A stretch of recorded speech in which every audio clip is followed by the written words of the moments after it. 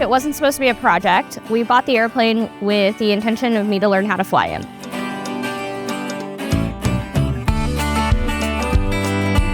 I started flying when I was 16 with a nonprofit organization in high school that I was a part of, and soloed at 17.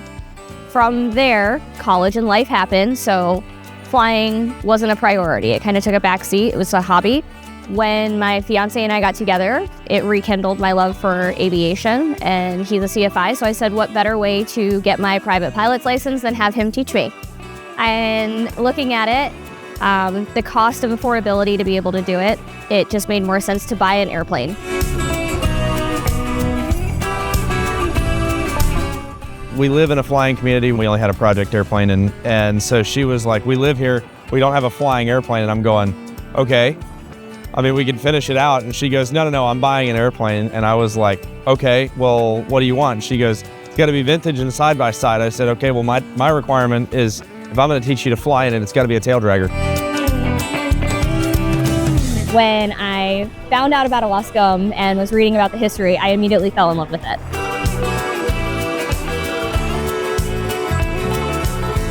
So I got this Luscombe, I got her in February of 2024, so I've only owned her a couple months.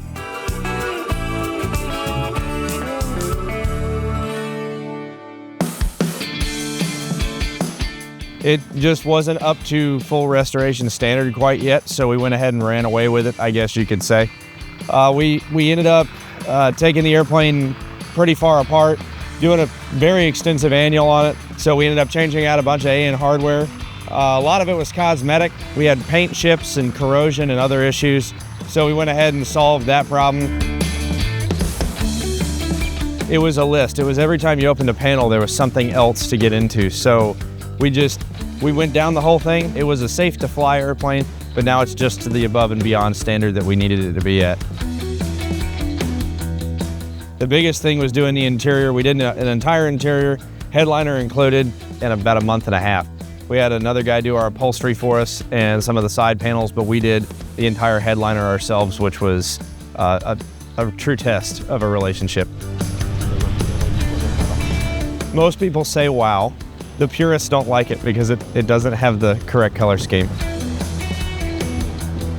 It's been wonderful to receive the compliments from the people, and even if we didn't take home a plaque or an award, we feel that we've won because we've been able to get to know other people, introduce them to the Luscombe. When I look at my airplane, not only do I get excited, I feel like I'm preserving a piece of history. We're only going to be around for a short period of time when you think about it. And this airplane turns 84 next month. You don't look at a lot of things and have that preservation. And it's something that I'm honored to be able to be a part of. So I gave her the name Poppy, the airplane, because she's a 1940s airplane, which was pre-World War II, post-World War I. A lot of people are familiar with World War I, with all the veterans. They dedicated the poppy flower for all the fallen veterans. And when I looked at her, she has a yellow engine. She's black and red. She reminded me of a poppy. I looked at her and the name came to me.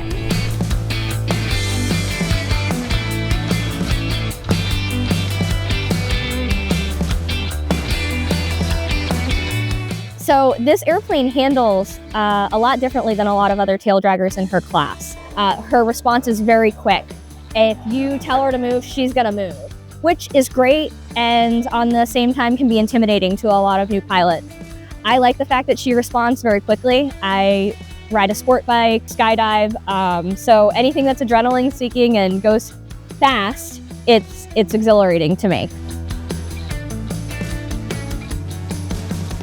It's actually been relatively easy. Sherri's very good at putting on a business personality. We have a discussion whenever we get into the airplane that whenever we're in the aircraft, we're not a couple anymore. We are instructor and student, or if we're flying together for not a lesson, it's I'm PIC and she's SIC or whatever else it is. So we draw a line clear in the sand. And then whenever we step out of the airplane, once we're done with the debrief, we're back to being a couple again. I would encourage anyone who's interested in airplanes in general to look into a vintage airplane. They are cost effective to operate. You're preserving history, which is a great thing. It's really teaching other people about aviation and keeping that spirit of flying alive. It's not just the newest, greatest, biggest thing. It's really just preserving, the history and the passion of general aviation. There is a minority of women in aviation. It's definitely very heavy male orientated. It's always fun talking to mainly men. There's always a kind of a sarcastic, snarky response. I just want to inspire other females that, it's not as intimidating as they think it is.